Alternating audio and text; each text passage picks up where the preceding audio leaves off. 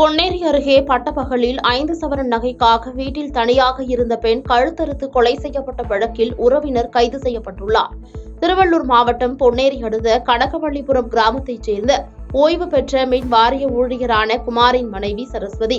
இந்நிலையில் காலை குமார் வெளியே சென்றுவிட்டு நண்பகல் வீட்டிற்கு திரும்பிய போது சரஸ்வதி ரத்த வெள்ளத்தில் உயிரிழந்து கிடந்துள்ளார். இதுகுறித்து அளிக்கப்பட்ட தகவலின் பேரில் சம்பவ இடத்திற்கு வந்த பொன்னேரி காவல்துறையினர் விசாரணையில் ஈடுபட்டனர். விசாரணையில் சரஸ்வதியின் கழுத்தில் இருந்த 5 சவரன் தங்க நகை பறிக்கப்பட்டு கொலை நடந்தது தெரியவந்தது.